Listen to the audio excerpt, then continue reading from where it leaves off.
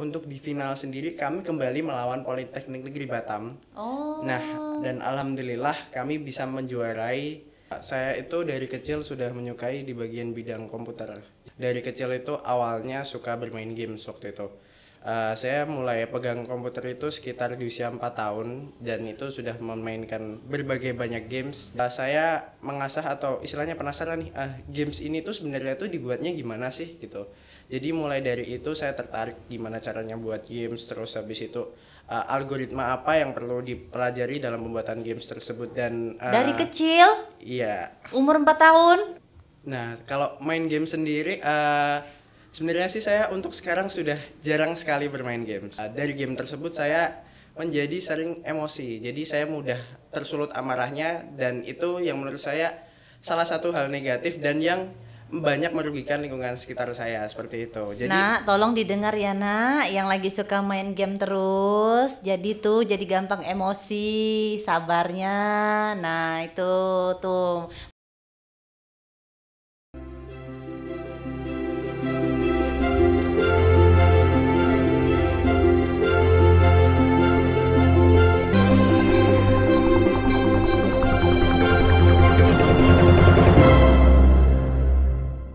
Ya, assalamualaikum warahmatullahi wabarakatuh. Selamat hari Sabtu.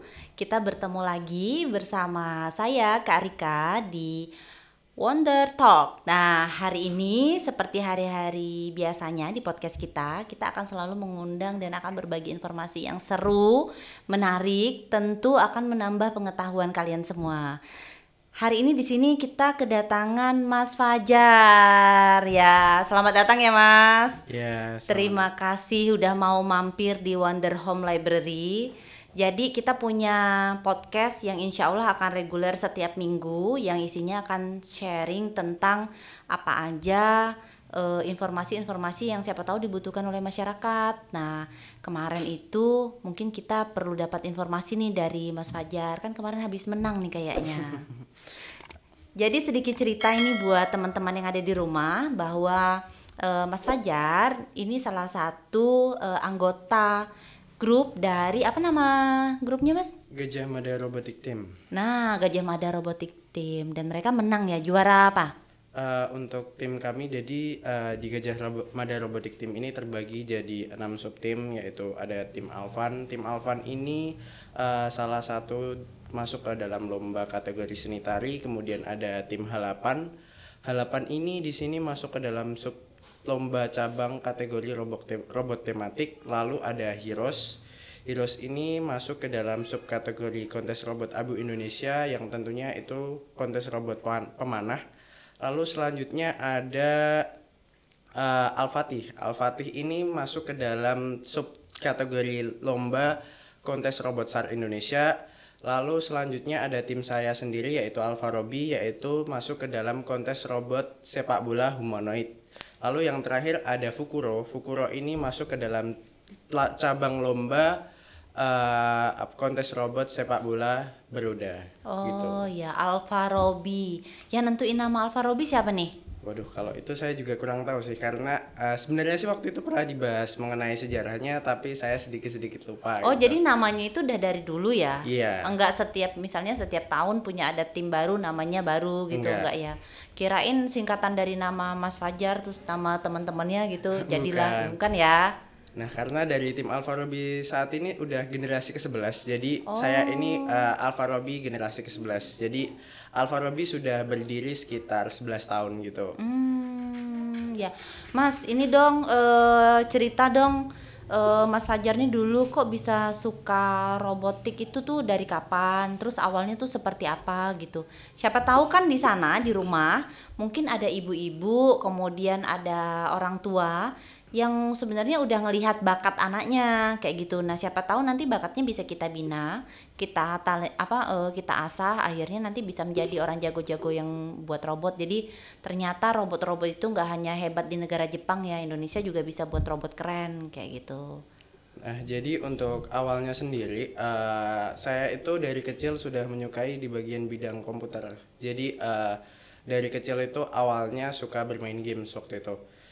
Saya mulai pegang komputer itu sekitar di usia 4 tahun dan itu sudah memainkan berbagai banyak games dan akhirnya menjadi hobi sedikit demi sedikit. Dan mulai dari itu saya mengasah atau istilahnya penasaran nih, games ini tuh sebenarnya tuh dibuatnya gimana sih gitu. Jadi mulai dari itu saya tertarik gimana caranya buat games, terus habis itu algoritma apa yang perlu dipelajari dalam pembuatan games tersebut. Dan Dari kecil, iya, umur 4 tahun, enggak juga sih, mulai maksudnya penasaran penasarannya itu sekitar di SMP waktu itu. Jadi Oh my SMP. god, SMP loh. Saya aja baru penasaran algoritma itu kayaknya baru-baru beberapa tahun terakhir ini gara-gara media sosial yang gencar banget. Terus akhirnya ternyata itu dimainkan oleh algoritma kan di Iya, benar komputer sekali. kayak gitu. Padahal Fajar udah SMP. Waktu itu SMP itu karena belum banyaknya media ya, masih minim. Jadi waktu itu cuma istilahnya belajar hacker kecil-kecilan lah. Jadi Tapi kayak komputernya udah Pentium kan, bukan Celeron kan? bukan. Oh, memang zamannya Karika gitu. Nah, jadi waktu SMP itu jadi banyak teman yang konsol. Jadi karena kebetulan ayah saya itu teknisi komputer, jadi banyak sekali teman yang setiap ada masalah atau kerusakan komputer itu tanya kepada saya. Jadi istilahnya kayak saya jadi apa itu namanya? Teknisi. Teknisi kecil lah jadi di sekolah itu. Jadi mulai dari situ udah mulai suka tentang komputer. Lalu selanjutnya di SMA saya kembangkan lagi, tapi SMA ini agak melenceng sedikit karena jatuhnya ke bidang desain waktu itu. Jadi saya lebih suka bagian desain sedikit demi sedikit, jadi belajar desain. Lalu waktu kuliah ini saya agak kembali tertarik ke bagian pemrograman. Jadi di bagian algoritma, data scientist dan sebagainya itu. Lalu makanya di kuliah ini awalnya waktu itu saya SBMPTN, saya memilih jurusan Teknologi Informasi UGM. Ya. Dan alhamdulillah waktu itu belum rezekinya, jadi tidak keterima di sana, dan alhamdulillahnya keterimanya di jurusan Elektronika dan Instrumentasi saat ini. Lalu kenapa saya memutuskan untuk masuk ke dalam tim Alfa Robi sendiri? Karena yang pertama saya penasaran bagaimana sih dunia robotik itu, karena menurut saya itu adalah suatu hal yang baru saya ingin dalami lebih lanjut. Dan kebetulan saya juga sedikit menyukai sepak bola, dan saya penasaran juga bagaimana sih operasi robot itu berjalan seperti itu. Jadi untuk latar belakang saya mengikuti Alfa Robi kurang lebih ya, saya penasaran akan dunia robotik itu seperti apa, seperti itu. Iya, karena kan memang sebenarnya orang tua sekarang tuh justru suka larang anaknya main game loh. Nah, kalau main game sendiri sebenarnya sih saya untuk sekarang sudah jarang sekali bermain games. Karena penasarannya udah hilang ya. Iya, dan sebenarnya sih kalau dari main game sendiri menurut saya memutuskan untuk berhenti main game karena waktu itu banyak sekali hal-hal yang negatif yang saya dapatkan dari bermain games itu sendiri. Contohnya Jadi, Mas, contohnya. contohnya sendiri waktu itu saya pernah bermain salah satu game MOBA. Jadi dari game tersebut saya menjadi sering emosi. Jadi saya mudah tersulut amarahnya, dan itu yang menurut saya salah satu hal negatif dan yang banyak merugikan lingkungan sekitar saya, seperti itu. Jadi Nak, tolong didengar ya Nak, yang lagi suka main game terus, jadi gampang emosi, sabarnya. Nah itu tuh Mas Fajar udah bilang. Terus Mas jadi gampang suka marah ya Mas iya. ya. Sholatnya jadi suka keteteran kan Mas. Kalau asik main game kayak gitu kan azan juga nggak hirau kayak gitu. Terus Mas? Nah, terus untuk itu ya, maka dari itu saya juga memutuskan untuk berhenti, dan juga untuk waktu itu kebetulan juga temponya waktu itu lagi sedang saya ingin SBMPTN, jadi saya ya udah pensiun dari game-game tersebut, walaupun banyak sekali teman yang menyayangkan saya untuk pensiun saat itu gitu. Berarti dulu sering ini ya, jadi jagonya ngumpulin banyak ini ya. Iya, karena dulu berhasil ngebaca algoritma itu. bukan sih, sebenarnya sih karena waktu itu kan game MOBA itu kan salah satu game kompetitif, jadi banyak cabang lombanya gitu. Jadi ya saya mengikuti waktu itu. Jadi ya apa itu namanya, saya pensiun ya karena saya udah nggak ingin terjun lagi di dalam game tersebut, seperti itu. Ya. Tapi dari kecil biasanya gamenya tuh game-game yang seperti apa? Waktu dari kecil itu saya lebih games seperti story kayak semacam Call of Duty, kemudian GTA, lalu masih banyak lagi sebenarnya. Saya juga agak-agak lupa karena udah lama juga Udah nggak enggak bermain. ya. Iya. Oh, dari situ dulu ya awal sampai akhirnya jadi tertarik sama dunia komputer sampai akhirnya sekarang suka robotik. Tapi Iya. jujur ya, semua yang di rumah saya tuh juga kalau orang cerita tentang robotik itu saya agak nggak nyambung juga Mas. Jadi kebayangnya kalau robotik tuh ya udah robot bentuk manusia kayak gitu. Ternyata nggak seperti itu ya.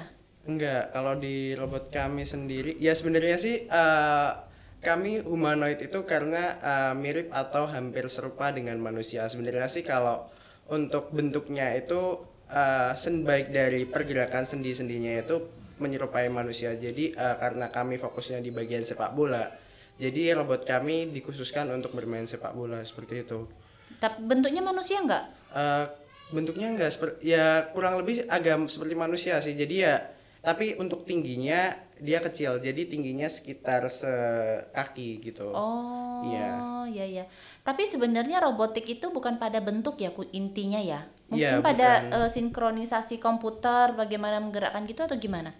Jadi untuk robot itu sendiri ada bagian utama, yaitu kalau kami menggunakan prosesor. Jadi di situ semacam mini PC yang namanya mini PC yang kami gunakan yaitu Intel NUC, dan di situ terdapat sebuah operating system. Nah, di dalam operating system tersebut kami masukkan beberapa algoritma yang telah kami rancang atau kami susun, dan tujuan dari algoritma tersebut yaitu untuk mengolah atau menggerakkan robot tersebut, dan untuk berbagai komunikasi. Jadi di robot kami itu terdapat kepala ya, dan kepala ini terdapat sebuah kamera yang nantinya robot tersebut bisa mengerti bahwa oh ini tuh adalah mikrofon, terus kemudian ini adalah bola, oh ini adalah lapangan, oh ini adalah tiang, seperti itu. Lalu selanjutnya di robot kami terdapat berbagai, kalau di manusia itu kan ada sendi ya, Iya. sendi seperti ini. Nah kalau di robot itu sebutannya servo. Jadi di robot itu ada servo untuk penggerak. Nah di servo itu di bagian atas itu menggunakan servo yang kecil, lalu di bagian bawah itu menggunakan servo yang besar. Jadi servo itu seperti motor, seperti itu, motor penggerak gitu. Berarti dalam satu tim ada berapa orang, Mas? Nah, kalau di tim saya sendiri itu terbagi dalam beberapa divisi. Untuk yang pertama itu ada divisi elektronis, yang tentunya divisi elektronis ini berfokus kepada rangkaian-rangkaian yang terdapat dalam robotik itu. Jadi semisal rangkaian elektronisnya, perkabelan dan segala macam. Lalu selanjutnya ada bagian mekanis. Nah, mekanis ini dia bertugas untuk mendesain atau merancang robot tersebut. Jadi istilahnya robot tersebut itu proporsional nggak sih untuk sekarang, bagaimana mulai dari beratnya, panjangnya, dan segala macam. Lalu yang terakhir itu ada programmer. Programmer ini dibagi dua sub cabang, yaitu yang pertama programmer motion, lalu yang kedua yaitu programmer vision. Nah, programmer motion ini saya masuk ke dalam programmer motion. Jadi programmer motion ini dia bertugas untuk bagaimana sih robot itu bergerak, mulai dari cara berjalan, keseimbangan, lalu bagaimana cara menendang, dan masih banyak lagi. Jadi kita itu bisa mengatur bagaimana robot itu bergeraknya tuh mau kayak gimana gitu. Lalu yang selanjutnya itu ada programmer vision. Jadi programmer vision ini cenderung fokus pada bagian kepala robot, yang tentunya robot tersebut menggunakan sebuah kamera. Jadi untuk pengenalan sebuah objek, jadi di robot tersebut menggunakan algoritma tertentu. Jadi untuk mengenali sebuah objek, jadi misalnya di sini ada bola, robot tersebut bisa mengikuti kemana arah bola itu bergerak. Lalu misalnya di sebuah lapangan itu terdapat gawang, jadi robot tersebut bakal tahu bahwa oh itu gawang, berarti saya harus menggolkan ke arah sana, seperti itu. Masya Allah, berarti tuh kerja tim yang luar biasa ya, karena dari yang tadi vision ke motoriknya ya, Ya, geraknya motion. ya. Jadi kan motionnya itu jadi yang udah dia dilihat dikirim ke yang motion, sehingga yang dia udah tahu itu gawang di mana, gerakannya kakinya misalnya nendang kayak itu selaras gitu ya. Iya, benar sekali. Aduh, Mas Fajar, saya dengar tadi uraiannya, saya jadi bersyukur dulu nggak ngambil kuliah itu loh Mas. Kalau enggak saya mungkin nggak 10 tahun nggak lulus juga tuh kuliah di situ. Luar biasa sekali, Mas. Di dalam jadi sebuah tim, kalian merancang itu sampai akhirnya si robot itu bisa bergerak, bahkan dia bisa menggiring bola sampai ke gawang itu, butuh waktu berapa lama? Karena kami basisnya berdasarkan mahasiswa, kami berdasarkan riset turun-temurun. Jadi Oh, karena kami saat ini Alfa Romeo sudah generasi ke-11, jadi mm-mm. kami berdasarkan riset mahasiswa atau angkatan kakak tingkat Sebelumnya ya. sebelumnya. Jadi saling Oh, turun-temurun. iya iya Jadi iya. sebenarnya sih banyak bahan skripsi yang bisa diambil dari sana. Jadi kakak tingkat itu juga masih membantu sedikit untuk dalam pengoperasian robot ini. Jadi salah satu yang terbaru waktu itu yaitu adalah keseimbangan robot. Jadi robot kami bisa tidak mudah jatuh saat berjalan seperti itu. Oh itu juga diatur. Iya, ada pengaturan algoritmanya. Pakai algoritma. Iya. Oh, saya jadi emes banget loh. Oke, luar biasa. Tantangannya apa, Mas? Sebenarnya sih tantangannya itu susah ketika kami memprogram sebuah robot. Misalnya robot ini ingin mengenali sebuah objek atau istilahnya kalau di kategori saya yaitu lomba menggiring bola. Kami menemukan beberapa masalah ketika robot itu ingin, jadi untuk lomba menggiring bola ini saya jelaskan dulu. Jadi yang pertama itu robot itu menggiring bola mulai dari lapangan, lalu digiring di di bagian sedikit ujung itu terdapat sebuah tiang, dan rencananya nanti tiang itu akan diputari robot dan sambil menggiring bola seperti itu, lalu kembali menuju home base. Nah, tantangan tersusahnya waktu itu kami saat robot itu posisi akan memutari tiang, karena sewaktu itu robot tersebut sering kali, hampir kami belasan kali robot tersebut selalu jatuh di titik yang sama. Jadi kami Oh, bingung waktu itu, udah pengaturan program utama, jadi program utamanya sudah dijalankan dengan benar, ternyata ada masalah sepele yaitu terkait dengan keseimbangan. seimbangan. Ya Jadi benar. karena center of mass-nya terlalu kemajuan, jadi robot tersebut otomatis bakal jatuh ke depan. Jadi kami membuat sebuah algoritma untuk perubahan otomatis keseimbangan. Jadi robot tersebut ketika di posisi itu bisa memposisikan badannya agak sedikit ke belakang agar robot tersebut tidak terjatuh.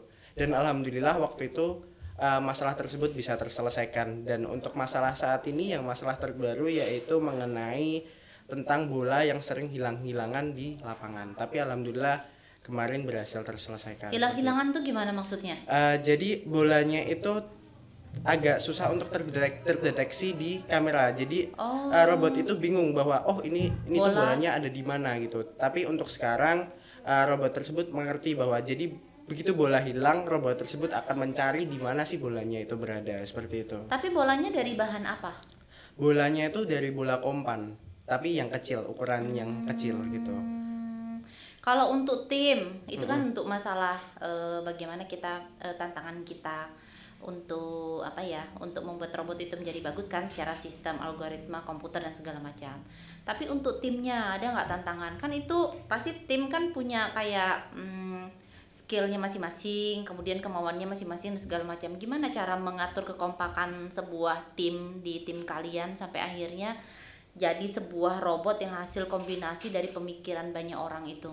Nah, kalau kami itu yang penting itu yang terutama itu terjaganya komunikasi dari tim itu baik. Jadi karena di tim itu pasti banyak pikiran, banyak kemauan. Iya bener. Jadi kami itu harus sering-sering mengobrol satu sama lain untuk mengerti bahwa oh, temanku ini tuh maunya kayak gimana ya. Jadi jadi untuk itu kami kadang sering istilahnya kalau bahasa kasarnya ya sambat gitu. Maksudnya saat ini di bagian programmer itu ada masalah kayak gini kayak gini. Jadi dengan sambat itu maksudnya itu bukan maksudnya kita mengeluh mengenai masalah yang kita hadapi, tapi dengan sambat itu kami bisa untuk menemukan solusi. Jadi untuk bagian cekcok antara tim itu jadi sedikit jarang untuk di kami. Jadi kami karena di tim tersebut sudah dianggap seperti keluarga kami sendiri seperti itu. Ada ini nggak kakak tingkat yang selalu dampingi kalian nggak? Nah, kalau untuk kakak tingkat, untuk angkatan sekarang yang di generasi ke-11 ini, ada mulai dari angkatan saya yaitu angkatan 2020, lalu ada angkatan 2019, dan yang paling tua angkatan 2018. Dan alhamdulillah kakak-kakak tingkat tersebut selalu mendampingi kami. Jadi jikalau kami ada masalah, kami bisa tanya ke beliau dan kami juga bakal didampingi terus-menerus oleh beliau seperti itu. Jadi tahu ya, karena kan lebih berpengalaman dia, mungkin sebelumnya mereka udah melihat itu, jadi dari pengalaman dia bisa menduga oh ini kemungkinan di bagian ini kayak gitu ya. Oke. Wah, itu kemarin tanding lawan berapa banyak itu? Kemarin waktu itu melawan yang pertama untuk kategori lomba menggiring bola itu jadi ada dibagi ke dalam grup. Waktu itu saya lupa grupnya lawannya siapa. Jadi oh iya ingat. Jadi waktu itu lawan Politeknik Batam yang pertama di fase grup, kemudian yang kedua itu melawan ITB. Dan di bagian pertama, lomba pertama di Politeknik melawan Politeknik Batam itu kami mengalami sedikit masalah karena waktu itu robotnya terjadi keterlambatan pengiriman sinyal ke setiap sendi robot. Jadi robot tersebut gampangannya sedikit nge-lag seperti itu. Jadi makanya robot tersebut terjatuh di lapangan waktu itu. Jadi mengakibatkan waktu pertama melawan Politeknik Batam kami kalah seperti itu. Lalu selanjutnya untuk di yang melawan ITB, alhamdulillah kami bisa berjalan mulus seperti itu. Habis itu lawan apa lagi? Lalu selanjutnya di hari kedua di semifinal waktu itu kami melawan waktu itu UAD apa ya kalau nggak salah. Jadi kami alhamdulillah bisa ya walaupun ada sedikit beberapa kendala, tapi alhamdulillah masih bisa berjalan lancar waktu itu. Lalu untuk di final sendiri kami kembali melawan Politeknik Negeri Batam.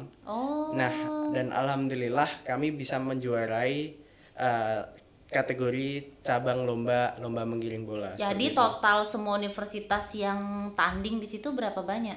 Aduh, kalau untuk universitas sendiri sekitar, jadi ada di KRI ini ada dibagi dua wilayah. Jadi wilayah satu itu mulai dari Sumatera sampai pertengahan Jawa, lalu wilayah dua itu mulai dari pertengahan Jawa sampai Papua. Jadi untuk kemarin saya itu mengikuti lomba bagian regional, jadi regional wilayah 1. Nah untuk timnya itu saya lupa karena ada lumayan banyak sih, mungkin sekitar di wilayah 1 itu ada 10 atau 11, lalu di wilayah 2 itu ada sekitar 10 atau 11 juga, jadi mungkin kasarannya mungkin sekitar 22 tim seperti itu. Masya Allah, lumayan ya tandingnya. Yang menyenangkan apa Mas? Selain kamu bisa, kita kan biasanya puas ya lihat rancangannya kita, terus akhirnya dia bisa beroperasi sesuai dengan apa yang kita setting, kita rencanakan kayak gitu. Apalagi Mas yang menyenangkan? Ya, yang menyenangkan itu bisa istilahnya karena ini masa pandemi, ya istilahnya bisa saling ketemu teman satu sama lain, jadi kita bisa saling interaksi. Kemudian untuk itu kemarin tandingnya offline? Untuk tanding secara umumnya itu online melalui Zoom, tapi kan untuk tim sendiri datang ke universitas seperti iya, itu. Benar. Dan kami kan selama mempersiapkan lomba kami kan selalu berangkat dari pagi sampai malam gitu. Jadi istilahnya banyak ketemu orang itu ya istilahnya untuk membahagiakan diri juga, walaupun terkadang sering ketemu error di bagian program itu ya. Karena kami dasarnya semuanya sama-sama suka di bagian program, jadi kami berusaha untuk menyelesaikan program tersebut bersama-sama seperti itu. Oh ya, oke. Ih, keren banget ya. Nanti setelah ini ada pertandingan apa Mas? Setelah dapat juara 1 ini, terus nanti akan ada tanding apa lagi selanjutnya? Nah, untuk selanjutnya ini kami di tanggal 12 sampai 13 pokoknya di pertengahan Oktober kalau nggak salah. Kalau untuk tandingnya sendiri itu di tanggal 14-15 kami insya Allah akan maju ke lanjutan ke cabang nasional. Gitu, jadi KRI tingkat nasional. Nah itu nanti ngelawan mana aja itu? Nah itu lumayan banyak. Untuk lawan yang berat sendiri itu dari ITS, tim ITS, lalu selanjutnya ada tim dari Politeknik Elektronika Surabaya, seperti itu. Ya ITS sudah lumayan juga ya punya nama ya. Tapi pernah punya sejarah menang kan di di timnya? Iya, kalau untuk tim kami pernah menoreh cukup banyak kejuaraan. Waktu tahun 2019 kami pernah diberangkat untuk ke Korea. Jadi ikut mengikuti kejuaraan di sana dan waktu itu juara 3 bagian lombanya apa saya lupa waktu itu, pokoknya di Korea juara 3, lalu selanjutnya di kancah regional maupun nasional pun masih sering juara juga seperti itu. Mas, kasih ini dong, kasih tips dong kalau misalnya ada adik-adik yang kecil-kecil yang pengen belajar robotik. Kan sekarang memang robotik tuh udah mulai kayak familiar kayak gitu di sekolah-sekolah, karena ada beberapa sekolah yang menjadikan robotik itu sebagai ekstrakurikuler, tapi nggak semua orang kan yang punya ketertarikan di bagian robotik kayak gitu. Kak Rika aja dengarnya tadi udah aduh nih kayaknya pusing ini kayak gitu, masalah kayak itu aduh pusing kayak gitu. Sedangkan komputer aja kalau hang, error atau segala macam aja udah panik, apalagi sampai bisa punya sistem yang bisa menggerakkan sebuah robot. Nah itu pusingnya minta ampun. Nah tipsnya gimana Mas kalau kita mau belajar tentang robotik? Nah, kalau mungkin dari saya sendiri yang pertama itu ya mungkin kembangkan dari minat anak itu hobi. Jadi anak itu hobinya di bagian mana, bakatnya di bagian mana. Jadi untuk memulai itu sebenarnya sih kita tidak harus memulai dari proyek besar dari robotik itu sendiri.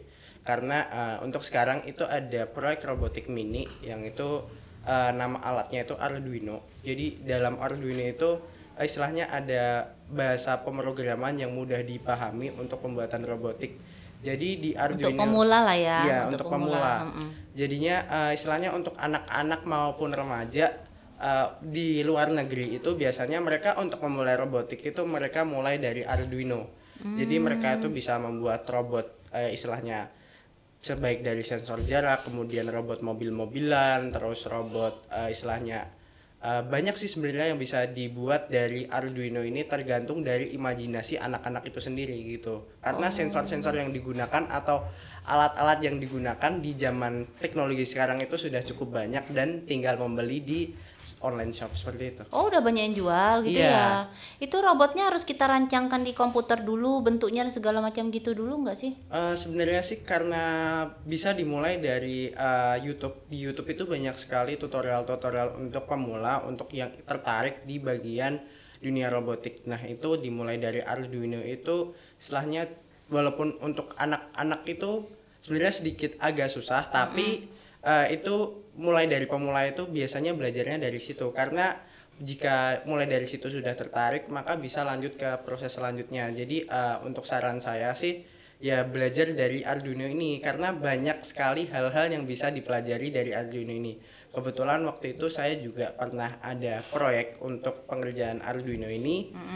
Saya mengerjakan pintu otomatis alat timbang otomatis dengan sebentar bahasanya bingung. Jadi gambarannya alatnya ini tuh jadi untuk menimbang sebuah ternak, dan nantinya ternak itu akan dikelompokkan berdasarkan kandang-kandang itu sendiri. Oh jadi kandang itu berdasarkan berat dari ternak-ternak itu ya.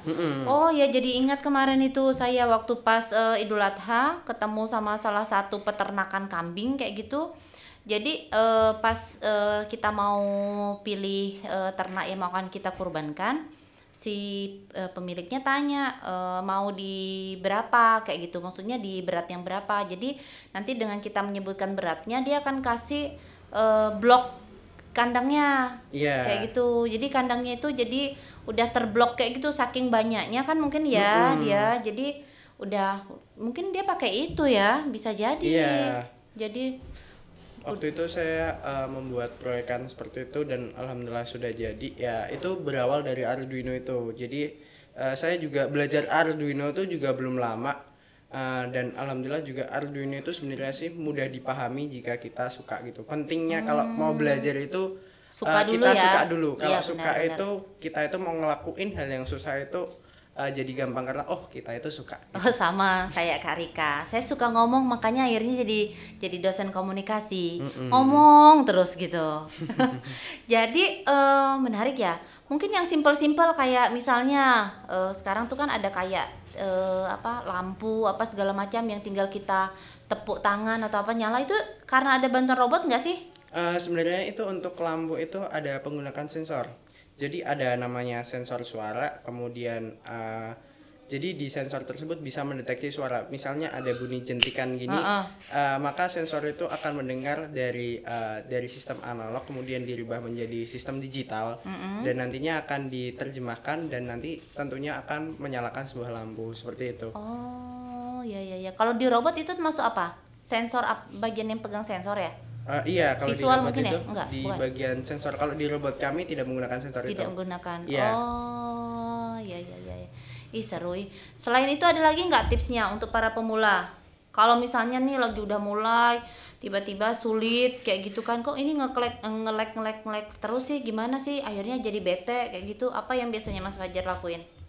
Kalau misalnya lagi bete itu ya biasanya saya karena di balik kita suka atau apapun itu pasti ada rasa atau di suatu titik kita bakal jenuh gitu. Maka dari itu biasanya saya mencari kesibukan lain atau istilahnya cari hiburan lain lah. Jadi keluar dari tempat itu ya mungkin kalau misalnya bete itu ya kita cari hiburan sebentar gitu. Terus istilahnya kalau kita pengen udah istilahnya moodnya kembali lagi baru dilanjut lagi ya. Karena saya sukanya di bagian teknologi, jadi ya saya untuk bagian teknologi itu saya tidak pernah bosan karena dari teknologi tersebut banyak sekali informasi atau teknologi baru setiap harinya. Jadi untuk teknologi itu untuk mempelajarinya tidak pernah bosan seperti itu kalau dari saya gitu. Perkembangannya terus ya, selalu dinamis soalnya kalau teknologi. Jangankan yang seperti itu, kayak misalnya handphone apa segala kan perkembangannya tuh sampai susah kita kejar kadang-kadang saking dinamisnya. Mas Fajar keren banget sharing kita pada hari ini ya. Mudah-mudahan teman-teman yang ada di sana, kemudian yang ada di rumah, orang tua yang sudah mulai lihat bakat anaknya kayak gitu, mulai bisa diarahkan dan difokuskan sehingga nanti bisa keren.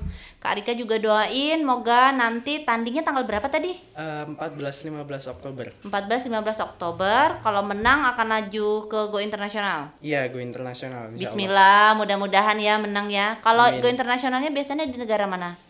Kalau kami tahun ini akan ambil ke Jepang. Wah, ke Jepang. Siapa tahu nanti bisa nemenin nih sama Kak Fajar. Amin. Kayak gitu, amin. Oke, itu hari ini terima kasih lagi saya sekali lagi Mas Fajar atas sharingnya. Buat yang semua yang ada di rumah yang suka robotik, kemudian yang punya anak yang sudah terlihat bahwa kayaknya nih minatnya ke daerah robotik kayak gitu, jangan takut. Jadi mulailah tadi dari robotik yang untuk pemula ya, lihat dulu tutorialnya, kemudian mungkin bisa jadi perlu cari gurunya dulu ya buat ngebimbing. Jadi kalau misalnya kayak misalnya saya nih nggak paham kayak gitu, kita bisa cari orang yang lebih ahli buat ngebimbing si anak untuk belajar robotik itu. Siapa tahu nanti bisa ngikutin jejaknya Kak Fajar dan tim, jadi bisa ada juara dan insya Allah nanti bisa go internasional itu ya. Cukup sekian pada hari ini bincang-bincang kita di Wonder Talk. Sampai bertemu lagi pada pertemuan berikutnya. Wassalamualaikum warahmatullahi wabarakatuh. Waalaikumsalam.